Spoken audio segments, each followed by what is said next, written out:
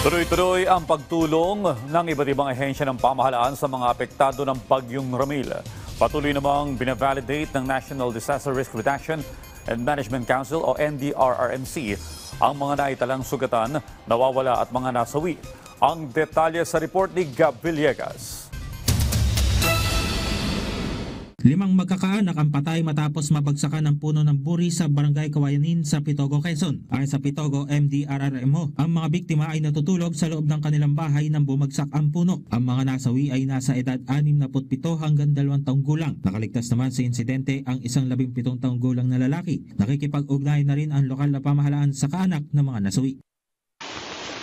Ilang bahagi naman ng Purok 3 sa Barangay Puting Sapa sa Huban, Sorsogon ang nakaranas ng pagbaha dahil sa malakas na ulan na dala ng Tropical Storm Ramil. Sa General Nacar, Quezon, makikita naman ang pagbayo ng malakas na hangin na dala ng Tropical Storm Ramil. Aabot sa 1,600 family food packs naman ang ibiniyahe ng Department of Social Welfare and Development mula sa Visayas Disaster Response Center sa Mandaue City patungong Rojas City para ipamahagi sa mga nasalanta ng Tropical Storm Ramil. Sa kuha naman ni Cancino Pelonco, makikita ang bagyang pagtagilid ng isang kulay orange na kotse matapos itulak ng malaking alon sa baha dulot ng mga dumaraang sasakyan sa Barangay Bolo sa Rojas City sa Capiz. Ilang kalsada sa lalawigan ang limitado sa ilang uri ng sasakyan dahil sa pag-ulan dulot ng Tropical Storm Ramil.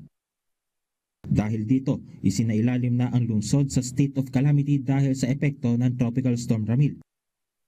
Namahagi ang DSWD Region 6 ng family food pack sa mga residente ng Barangay Santa Ana at Binonan sa Batad, Iloilo. Layunin nito na mabilis na tugunan ang pangangailangan ng bawat pamilyang sinalanta ng bagyo tulad ng sapat na pagkain. Ayon sa pinakahuling ulat ng National Disaster Risk Reduction and Management Council, aabot sa halos 38,000 pamilya o higit 130,000 individual mula sa 365 mga barangay sa Cagayan Valley, Central Luzon, Western at Eastern Visayas ang apektado ng pananalasa ng Tropical Storm Ramil. Aabot naman sa halos 2,300 pamilya o katumbas ng mahigit 7,500 individual ang nananatili ngayon sa halos 170 evacuation center, habang higit 1,700 pamilya o halos 6,200 individual ang pansamantala munang tumutuloy sa kanilang mga kaanak o kaibigan. Aabot na sa 7 ang napaulat na namatay habang may isa namang sugatan at 2 ang patuloy na pinaghanap. Aabot na sa halos 60 kabahayan ang bahagyang nasira habang 11 naman ang tuluyang nawasak. Gab Villegas para sa Pambansang TV sa Bagong Pilipinas.